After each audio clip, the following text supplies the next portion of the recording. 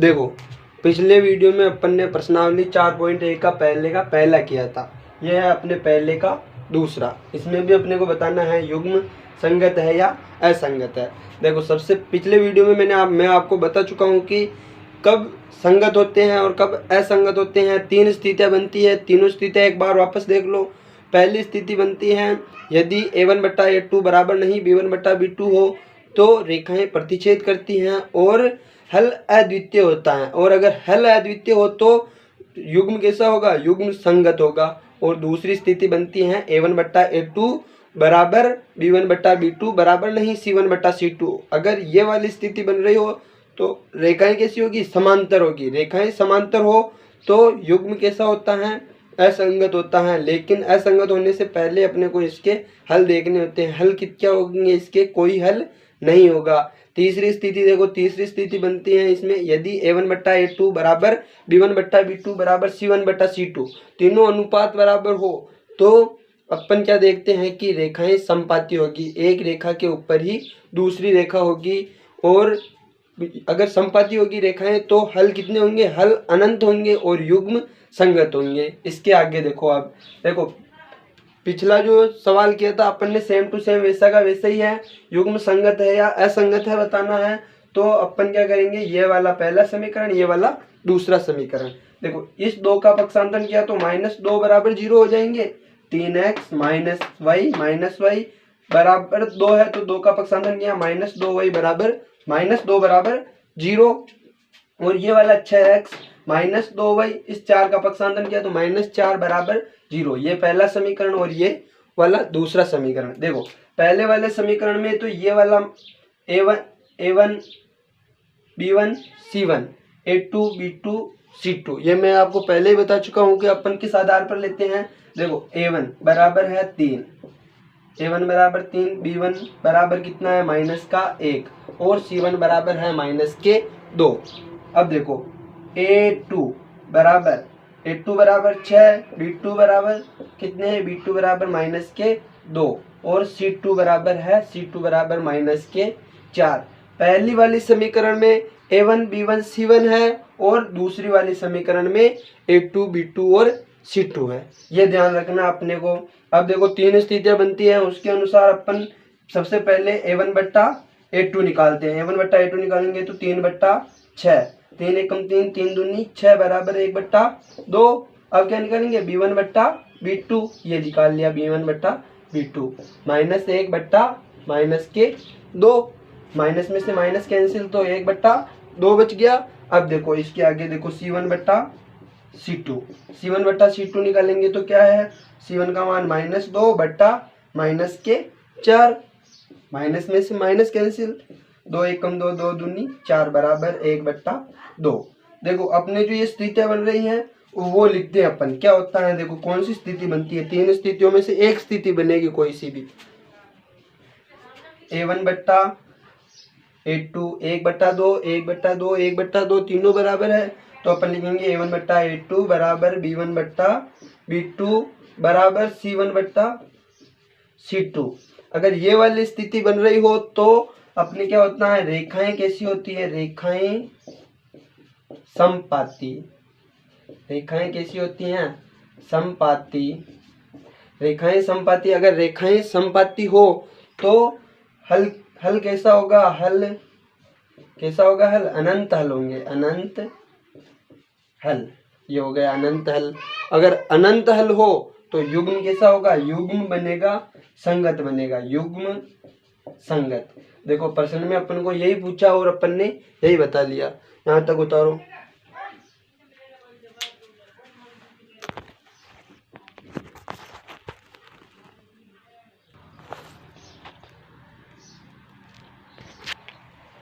देखो अब ये वाला सवाल है अपने प्रश्नावली 4.1 का पहले का तीसरा, दूसरे के बाद तीसरा सवाल। इसमें भी क्या बताना है अपने को, युग्म संगत है या असंगत है। तो सबसे पहले वही प्रोसेस करेंगे अपन। a1 बराबर कितना है, यहाँ पर a1 बराबर 2, b1 बराबर -2 और c1 बराबर है -2। और a2 बराबर कितना है 4, b2 बराबर कितना है -4 और c2 बराबर है 5।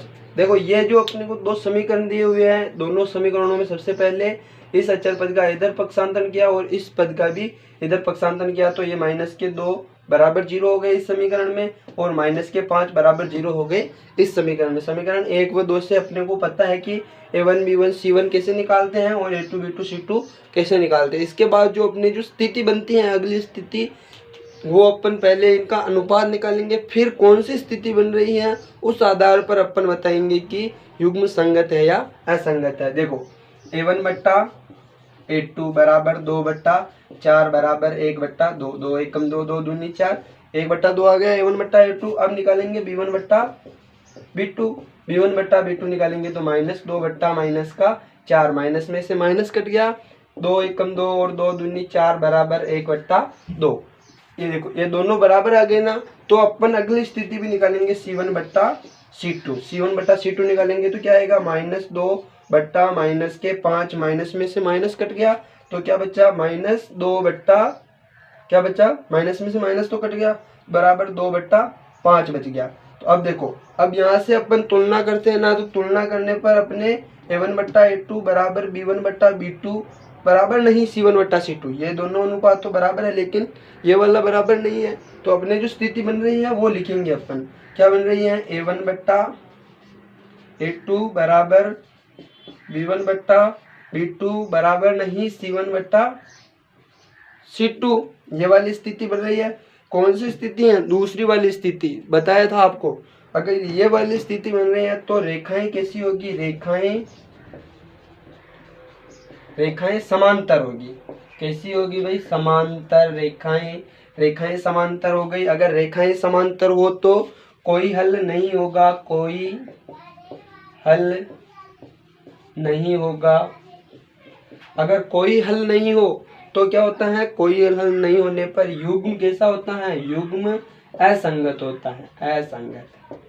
यही बताना था अपने को प्रश्न में, ये बता दिया। देखो ये था तीसरा सवाल, इसे उतारो।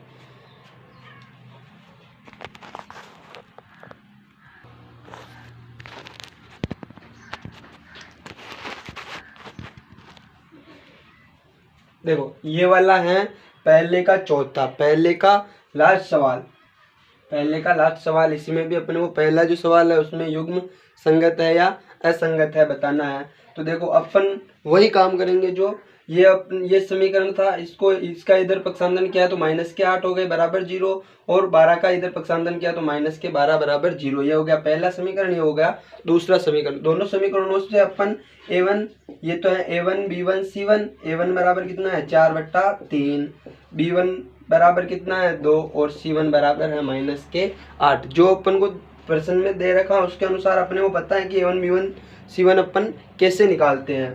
और देखो a2 बराबर कितना है 2, b2 बराबर कितना है, b2 बराबर है 3 और c2 बराबर है -12। जो अपन को दे रखा है ना वो अपन ने लिख लिया। अब अपन देखेंगे कि उनमें से तीन स्थितियों में से यहाँ पर भी एक स्थिति बनेगी, लेकिन उसके लिए अपने को सबसे पहले अनुपात निकालना पड़ेगा। तो अनुपात निकालेंगे तो a1 बट्टा a2 बराबर 4/3, a1 का मान 4/3 बट्टा 2। अब देखो इसके बट्टे में कुछ नहीं है तो 1, ये क्या हो गया 4/3 इंटू, ये ऊपर जाएगा तो क्या हो जाएगा 1/2, 2 एकम 2, 2 दूनी 4 बराबर 2/3 आ गया। अब क्या निकालेंगे b1 बट्टा b2 निकालेंगे तो क्या होगा, b1 बट्टा b2 का मान कितना है 2/3, b1 बट्टा b2 का मान भी 2/3।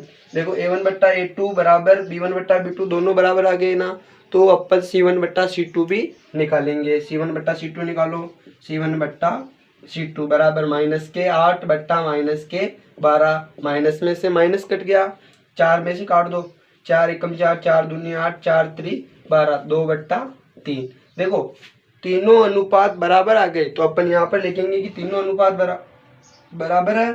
तो a1 बट्टा a2 बराबर b1 बट्टा b2 बराबर c1 बट्टा c2। देखो तीनों स्थितियां बराबर है ना,